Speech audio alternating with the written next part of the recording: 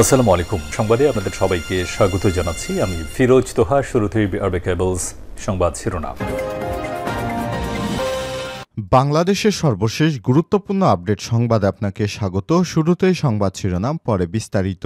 শুরুতেই জানাবো, রাজনীতিতে আলোচনায় আবারও -2-4। গত 5 আগস্ট ছাত্র জনতার অভ্যুত্থানে পতন হয়েছে আওয়ামী লীগ সরকারের। প্রধানমন্ত্রীর পদ থেকে পদত্যাগ করে দেশ ছেড়ে ভারতে পালিয়ে যান শেখ হাসিনা। এরপর দেশের দায়িত্ব নেয় অন্তর্বর্তীকালীন সরকার, যার নেতৃত্ব দিচ্ছেন নোবেল বিজয়ী অর্থনীতিবিদ ডক্টর মোহাম্মদ ইউনূস। বর্তমানে অন্তর্বর্তীকালীন সরকার রাজনীতি ও রাষ্ট্র সংস্কারের কাজ করছে।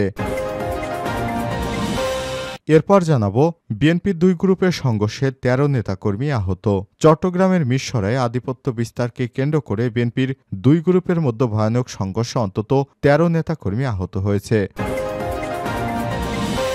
এবারে জানাবো, বিগত সরকার রেলের উন্নয়নের নামে কোটি কোটি টাকা অপচয় করেছে বললেন রেলপথ উপদেষ্টা।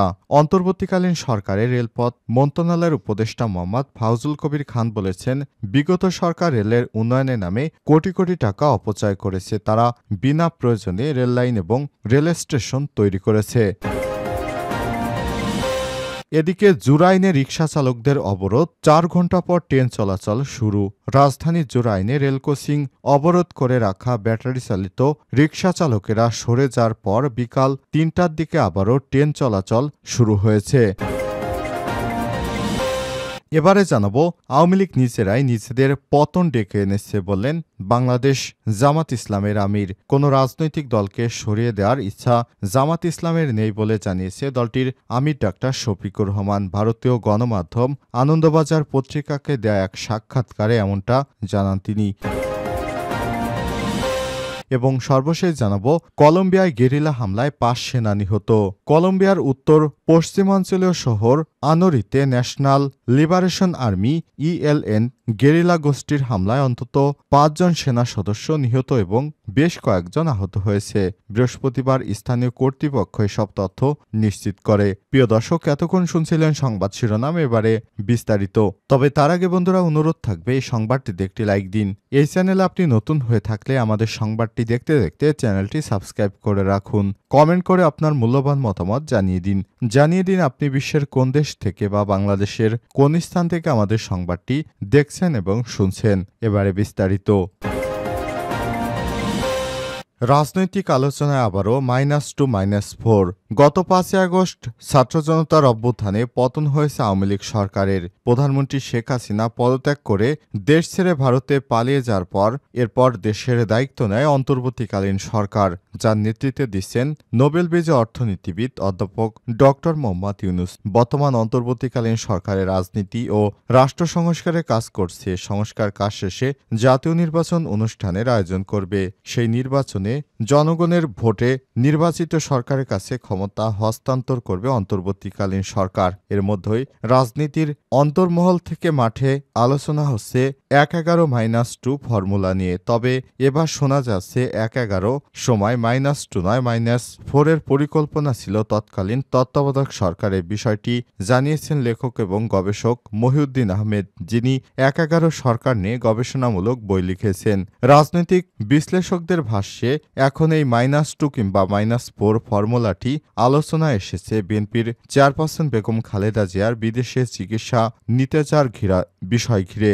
গত 5 আগস্ট গণঅভ্যুত্থান পরবর্তী বাংলাদেশে রাজনীতি ও রাষ্ট্র সংস্কারে বড় দাবি রয়েছে আন্দোলনকারীদের। 2007 সালে 1-11 সেনা সমর্থিত তত্ত্বাবধায়ক সরকারও রাজনীতির সংস্কারের উদ্যোগ নিয়েছিল। সে সময় আলোচিত হয়েছিল -2 ফর্মুলা। তৎকালীন সরকার গুরুত্বপূর্ণ সামরিক কর্মকর্তা, সেনাপ্রধানসহ অনেকের সাক্ষাৎকার নিয়েছেন মহিউদ্দিন আহমেদ। এ সময় রাজনীতিতে -2 ফর্মুলার বিষয়টি বিশেষভাবে জানার চেষ্টা করেছেন। তার 1-11 গ্রন্থে আলাদা একটি অধ্যায় রয়েছে -2 শিরোনামে।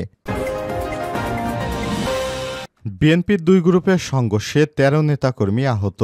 চট্টগ্রামের মিরসরায় আধিপত্য বিস্তারকে কেন্দ্র করে বিএনপির দুই গ্রুপের মধ্যে ব্যাপক সংঘর্ষে অন্তত ১৩ জন নেতাকর্মী আহত হয়েছেন। শুক্রবার ২২ নভেম্বর দুপুর ১২টা থেকে ২টা পর্যন্ত উপজেলার নিজামপুর কলেজ এলাকায় দফায় দফায় এই সংঘর্ষের ঘটনা ঘটে। এ সময় নেতাকর্মীদের দেশীয় অস্ত্রের মহড়া দিতে দেখা গেছে। আহতরা উপজেলা স্বাস্থ্য কমপ্লেক্স ও কয়টি বেসরকারি হাসপাতালে চিকিৎসা নিচ্ছেন।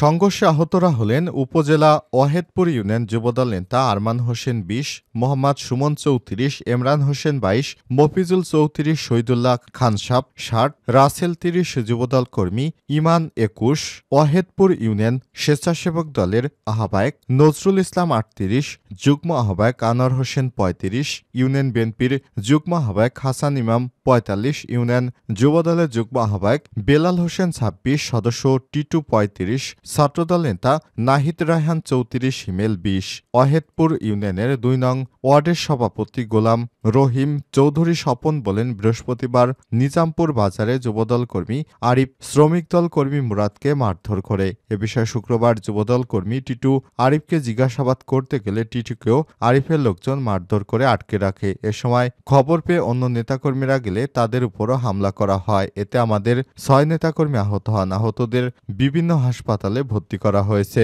এ সময় তিনি বলেন, যুবলীগ ছাত্রলীগের নেতাকর্মীরা বিএনপির এক নেতার আশ্রয় নিয়ে আমাদের নেতাকর্মীদের উপর হামলা করেছে। হামলায় আমার ভাই হাসান ইমাম ৪৫ ও আমার ছেলে নাহিদ রায়হান চৌধুরী হিমেল ২০ গুরুতর আহত হয়েছে। তাদের চমেক হাসপাতালে আইসিইউতে ভর্তি করা হয়েছে। উপজেলা বিএনপির যুগ্ম আহ্বায়ক ও ওয়াহেদপুর বিএনপির সাবেক চেয়ারম্যান সালেউদ্দিন সেলিম বলেন, আধিপত্য বিস্তারকে কেন্দ্র করে পরিকল্পিতভাবে লাঠিসোঁটা এবং দেশীয় অস্ত্র নিয়ে আমাদের নেতাকর্মীদের উপর আতর্কিত হামলা করা হয়। এতে ইউনিয়ন যুবদলের যুগ্ম আহ্বায়ক আরিফসহ অন্তত ৬ নেতাকর্মী আহত হয়েছেন। দলীয় শৃঙ্খলায় যারা রয়েছেন দলের রীতি অনুযায়ী তদন্ত করে বিচার হওয়া উচিত। এই ঘটনায় মামলা দায়েরের প্রস্তুতি চলছে। বিগত সরকার রেলের উন্নয়নের নামে কোটি কোটি টাকা পাচার করেছে বললেন রেল উপদেষ্টা। অন্তর্বর্তীকালীন সরকারের রেলপথ মন্ত্রণালয়ের উপদেষ্টা মোহাম্মদ ফাউজুল কবির খান বলেছেন, বিগত সরকার রেলের উন্নয়নের নামে কোটি কোটি টাকা অপচয় করেছে। তারা বিনা প্রয়োজনে রেললাইন এবং রেল স্টেশন তৈরি করেছে। আজ দুপুরে দিনাজপুর পার্বতীপুর কেন্দ্র লোকোমোটিভ কারখানা পরিদর্শন শেষে তিনি এসব কথা জানান। এ সময় রেল উপদেষ্টা বলেন, গোপালগঞ্জে রেললাইন করা হয়েছে, কিন্তু সেখানে যাত্রী নেই। যাতায়াতের জন্য সড়কপথ, রেলপথ এবং নৌপথের ব্যবস্থা রয়েছে। প্রয়োজনে উপযোগিতা অনুযায়ী সেসব স্থাপন করা প্রয়োজন। তিনি বলেন, শুধু ট্রেন নয়, সব জায়গায় নেটওয়ার্ক বিস্তৃত করা হলেও সুযোগ সুবিধা এবং যাত্রীদের সেবার মান উন্নয়নে নজর দেওয়া হয়নি। এ সময় তিনি আরও বলেন, যাত্রী সেবা বৃদ্ধি করতে নতুন করে পরিকল্পনা গ্রহণ করা হবে। জনবল সংকট সহ রেলের উন্নয়নে নতুন করে চিন্তা ভাবনা করতে হবে। উপদেষ্টা অভিযোগ করেন, প্রয়োজন ছাড়াই অর্থ বরাদ্দ ব্যয় করা হয়েছে। কর্ণফুলী টানেল ১০,০০০ কোটি টাকা ব্যয় করে নির্মাণ করা হলেও কোনো যানবাহন চলাচল করছে না। এখন থেকে এ সমস্ত বিষয়ে আর অর্থ বরাদ্দ দেয়া হবে না। এরপর উপদেষ্টা লোকোমোটিভ কারখানা এবং রেলের কর্মকর্তা কর্মচারীদের সঙ্গে মতবিনিময় করেন। এ সময় রেল মন্ত্রণালয়ের সচিব সহ রেলের ঊর্ধ্বতন কর্মকর্তারা উপস্থিত ছিলেন। জুরাইনে রিকশা চালকদের অবরোধ, ৪ ঘণ্টা পর ট্রেন চলাচল শুরু। রাজধানীর জুরাইনে রেল ক্রসিং অবরোধ করে রাখা ব্যাটারি চালিত রিকশা চালকেরা সরে যাওয়ার পর বিকাল ৩টার দিকে আবারও ট্রেন চলাচল শুরু হয়েছে। এর আগে শুক্রবার ২২ নভেম্বর বেলা ১১টার দিকে রিকশা চালকেরা ব্যাটারি চালিত রিকশা সড়কে চলতে দেওয়ার দাবিতে রেললাইন অবরোধ করে। ঢাকার কমলাপুর রেলওয়ে স্টেশনের মাস্টার মোহাম্মদ আনোয়ার হোসেন বলেন, বেলা ৩টার দিকে ঢাকা নারায়ণগঞ্জ এবং পদ্মা সেতু হয়ে রাজশাহী ও খুলনাগামী ট্রেন চলাচল শুরু হয়েছে। প্রত্যক্ষদর্শী এবং পুলিশ সূত্র থেকে জানা গেছে, বেলা ১১টার দিকে ২ শতাধিক রিকশা চালক জুরাইন রেল ক্রসিং অবরোধ করে বিক্ষোভ করেন। এ সময় তারা রেল লাইনে প্রতিবন্ধক নামিয়ে দেন এবং আশপাশের সড়কগুলোতে যানজটের সৃষ্টি করে। বেলা ১টার দিকে পুলিশ বিক্ষোভকারীদের বুঝিয়ে সরে যাওয়ার অনুরোধ করে। পরে রিকশা চালকেরা রেল লাইনে বিক্ষোভ করতে থাকেন। এক পর্যায়ে রিকশা চালক ও পুলিশের মধ্যে পাল্টাপাল্টি ধাওয়া হয়। পুলিশকে লক্ষ্য করে ইটপাটকেল ছোড়া হয়। এরপর পুলিশের সাথে চালকদের সংঘর্ষ শুরু হয়। পুলিশ কাঁদানে গ্যাসের শেল এবং লাঠিপেটা করে চালকদের ছত্রভঙ্গ করে দেয়। পরে রেললাইনে পরিস্থিতি স্বাভাবিক হওয়ার পর রেল চলাচল শুরু হয়েছে। শ্যামপুর থানার ভারপ্রাপ্ত কর্মকর্তা ওসি মোহাম্মদ শফিকুল ইসলাম প্রথম আলোকে বললেন, পরিস্থিতি নিয়ন্ত্রণে আনতে পুলিশ কাঁদানে গ্যাস সেল ছুড়েছে এবং লাঠিপেটা করতে বাধ্য হয়েছে। বেলা ১:৩০টার পর পরিস্থিতি স্বাভাবিক হয়ে গেছে। গতকাল বৃহস্পতিবারও রাজধানীর ৪টি জায়গায় ৬-৭ ঘণ্টা সড়ক অবরোধ করে বিক্ষোভ করছে ব্যাটারি চালিত অটোরিকশা চালকেরা। দুপুরে মহাখালীতে রিকশা চালকদের সাথে আইনশৃঙ্খলা রক্ষাকারী বাহিনীর সংঘর্ষ হয়। এ সময় বিক্ষোভকারীরা ওই এলাকায় একাধিক ভবন এবং আইনশৃঙ্খলা রক্ষাকারী বাহিনীর গাড়ি ভাঙচুর করে। গতকাল সকাল ৯টা থেকে প্রায় ৬ ঘণ্টা ঢাকার সাথে সারা দেশের ট্রেন চলাচল বন্ধ ছিল। গত মঙ্গলবার হাইকোর্টে ঢাকা মহানগর এলাকায় সড়কে ব্যাটারি চালিত রিকশা চলাচলের ৩ দিনের মধ্যে বন্ধে বিধিনিষেধ আরোপ করার নির্দেশ দেয়। এরপরই এ সংঘর্ষের ঘটনা ঘটে।